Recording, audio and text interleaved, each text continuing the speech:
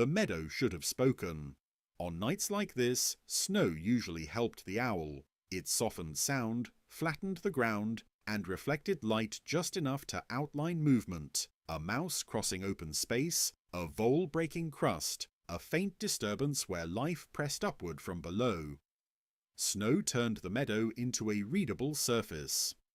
Tonight, it did not.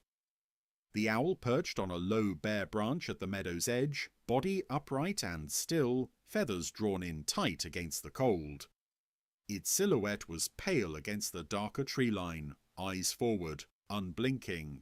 The moon sat high behind thin cloud, bright enough to wash the land in white, dim enough to preserve shadow. The meadow lay open and blank. Snow covered it evenly, smooth and unbroken, without sparkle or depth. Light fell across it and disappeared.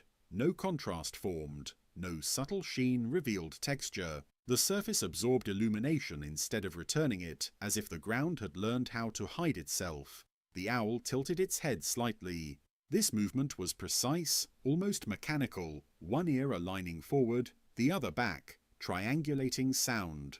Normally, snow amplified faint noises. Tiny movements carried farther, cleaner. Tonight, the air delivered little. The owl listened.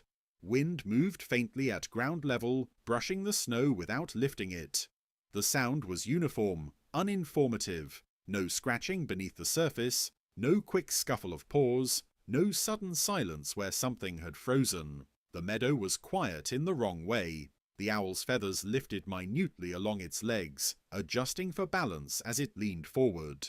Its gaze swept the field, slow and methodical, mapping distances it knew by memory. The fence post near the centre. The shallow dip where water pooled in warmer months. The line where grass grew thicker under snow. Nothing moved. The owl released a breath slowly, condensation barely visible. Hunger was present but controlled, a steady pressure, not urgency yet. This was a hunting hour that should have offered opportunity. Snow usually forced prey into predictable behavior. They tunneled, surfaced, crossed quickly, but the snow here was wrong. It had fallen softly, without wind, and settled into a surface too uniform. No crust formed. No powder drifted. The ground beneath had not frozen hard enough to create contrast. Whatever moved below did so silently, cushioned, concealed. The owl shifted its weight, claws tightening around bark. It could hunt by sound alone. It had done so before, but sound now lacked edges. The snow swallowed vibration instead of carrying it. The meadow, usually a resonant bowl, behaved like insulation. The owl turned its head farther, almost upside down, testing another angle. Ears aligned again. The result did not change. Nothing returned. The owl remained still. Stillness was not waiting. It was participation, a way of letting the night reveal itself on its own terms. Minutes passed. The moon slid slightly behind cloud, dulling light further. The meadow remained unchanged, a flat white plain without signal. A shape crossed the owl's vision, a shadow near the far edge of the field. The owl's body tightened instantly, wings tensing beneath feathers. Eyes locked. But the shape resolved into nothing, a trick of cloud shadows sliding across snow that reflected nothing back. The owl relaxed fractionally, but did not move. This kind of night was dangerous in subtle ways. Failed strikes wasted energy. False signals burned focus. The owl understood this without thought. Precision mattered more than persistence. The owl leaned forward again, peering down at the snow directly below the perch. Even here, at close range, the surface offered no clues. No tiny depressions, no faint discoloration, no shimmer where something warm pressed close beneath. The snow had erased the meadow, not buried it, erased it as information. The owl waited longer than usual, trusting experience to override expectation. But experience depended on patterns, and tonight those patterns refused to appear. As the owl watched, unmoving against the branch, the truth settled quietly. This meadow would not give itself away easily. The snow would not reflect light. The ground would not betray sound. The hunt would not be guided by the usual cues. And with that understanding came a shift. Subtle, internal, decisive. The owl was no longer watching for movement. It was watching for failure, for the moment when staying still would cost more than changing position, and when a landscape that offered nothing back would force the hunter to choose between patience and adaptation. The snow lay smooth and mute beneath the moon, and the owl, sharp-eyed and silent, held its place at the edge of a white field that refused to reveal what lived within it.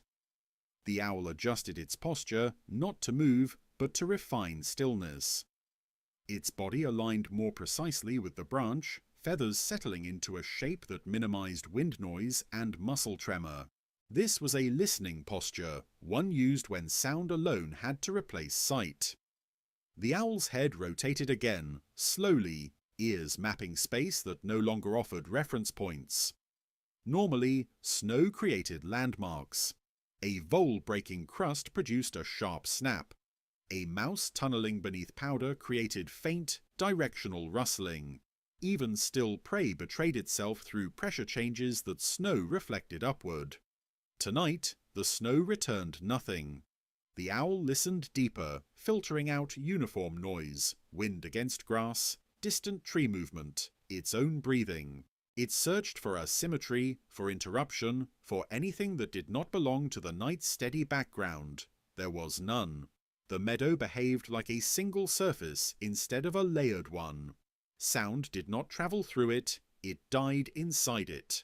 The owl's auditory map flattened, distances losing scale. Near and far blurred together. This forced restraint. Without landmarks, a strike became a gamble. A missed dive meant more than wasted energy. It meant revealing presence, scattering prey that might otherwise remain detectable later. The owl stayed perched, resisting the impulse to test the field. Time passed slowly. Cold crept inward, subtle but persistent. The owl's feathers compensated, trapping air, conserving warmth. Hunger sharpened slightly, but still remained within control. The owl had endured lean nights before. This one felt different, not poor, but unreadable. The owl shifted its gaze to the edge of the meadow, where snow met shadow beneath trees.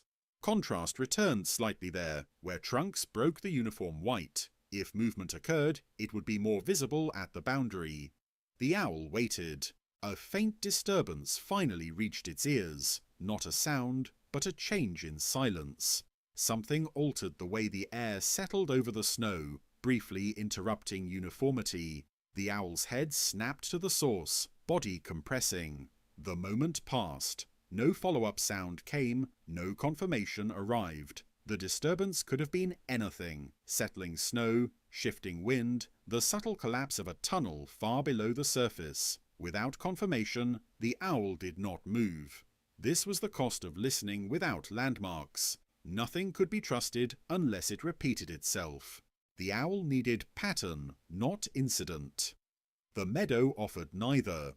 The owl began to reconsider its position. Not leaving yet, but acknowledging that this perch, this angle, might not yield information tonight. Hunting was not only about patience, it was about placement. Even the best listener needed the right vantage. The owl lifted one foot slightly, testing balance, then settled again. It would wait a little longer. One more interval, one more scan. If the snow continued to give nothing back, the owl would have to choose, either change elevation, change distance, or abandon this meadow entirely in favor of terrain that still spoke. For now, it listened. The snow remained smooth, mute, and absolute.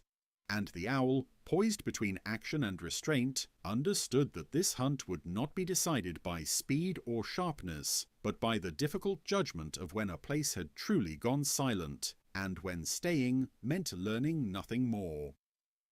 The owl felt the balance shift. Not in the meadow, in itself.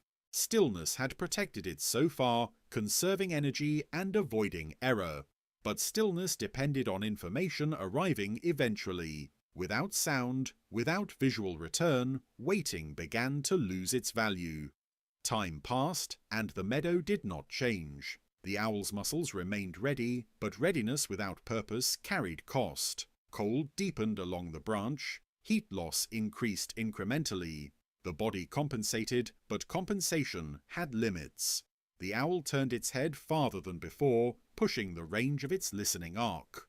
The movement was slow, deliberate, precise. It was not searching for prey now. It was testing the meadow's capacity to respond at all. Again, nothing. The owl's eyes scanned the snow in narrow bands, looking not for motion, but for imperfection. A dip, a slight darkening, a place where the surface failed to remain perfectly uniform. The moonlight slid across the field without revealing texture. The snow remained flawless. This kind of surface was rare. Snow usually betrayed something, a hint of warmth below, a soft collapse, a faint shadow cast by unevenness. Here, it behaved like fabric stretched tight across the ground, absorbing disturbance instead of showing it. The owl recognized the implication. Prey could move freely beneath this cover, insulated from sound and sight. They were not gone, they were simply unreachable. The owl shifted its weight more noticeably now, claws tightening around bark. This was the first clear sign of decision forming. Staying any longer would not increase odds. It would only drain reserves. The owl looked to the sky briefly, gauging cloud movement. Thin layers slid slowly across the moon, changing brightness without restoring contrast. No help would come from above. The meadow had sealed itself.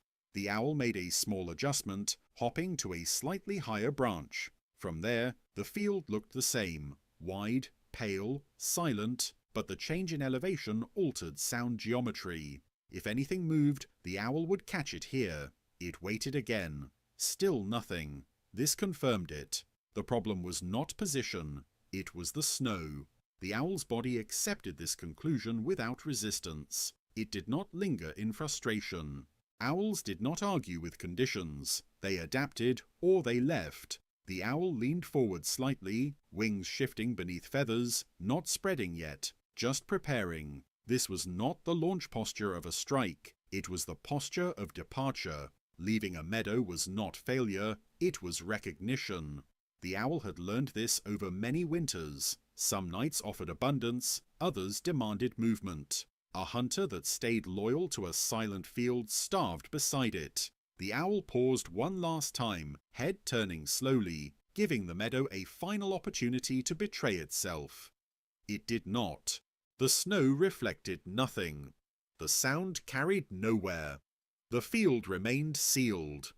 The owl straightened, feathers smoothing along its body, and committed to the next action. Not a dive, not a strike, but a relocation. Stillness, once the safest choice, had become the risk. And as the owl prepared to leave the branch, it carried forward a lesson older than any single hunt. That patience had value only where the world responded, and that when a landscape withheld all signal, wisdom lay not in waiting longer, but in moving on before silence turned into loss. The owl did not rush its departure. It unfolded its wings slowly, deliberately, feathers separating without sound. The launch was controlled, downward at first, then outward, slipping from the branch as if the night itself had made room. No strike followed, no sudden drop toward the snow. The meadow had already made its decision. The owl rose instead. It flew low across the field, not hunting, but crossing, a final survey made in motion. From above, the snow remained unchanged, smooth, continuous, without fracture or trace. Moonlight slid across it and vanished, swallowed without reflection. Nothing moved. The owl passed over the centre of the meadow and felt the same absence it had sensed from the edge. No sound lifted, no pressure shifted, no life betrayed itself. This confirmed what the perch had already taught. The owl angled toward the far boundary where the meadow gave way to broken ground, shrubs, fence lines, uneven drifts shaped by wind, places where snow fractured, where contrast returned, where sound could catch and hold instead of dissolving. As the owl reached that boundary, the world changed subtly. Snow piled unevenly against stems and posts. Shadows gained depth. The ground no longer absorbed everything. The owl's ears registered difference again, faint, directional, imperfect, but real. The meadow was gone. Behind the owl, it remained white and sealed, a surface that offered no exchange. Ahead, the night regained texture. The owl slowed and settled briefly on another perch, not far from the meadow, but no longer within it. From here, it listened again, and this time, sound returned something usable. A faint rustle beneath brush, a small movement against frozen ground. Not certainty, but possibility.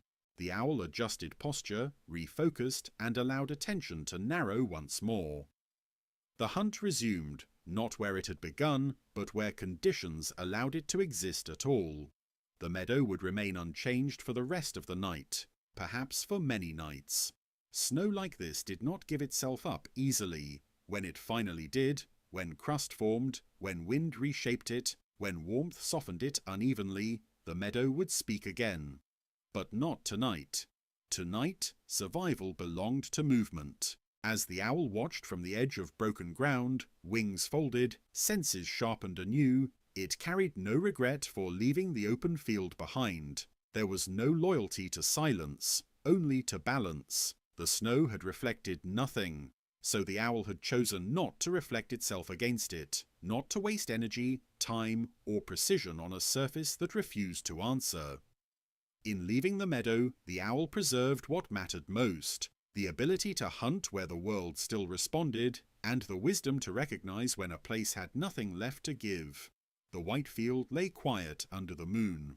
The owl, now elsewhere, remained alive within a night that once again returned sound, shape, and meaning.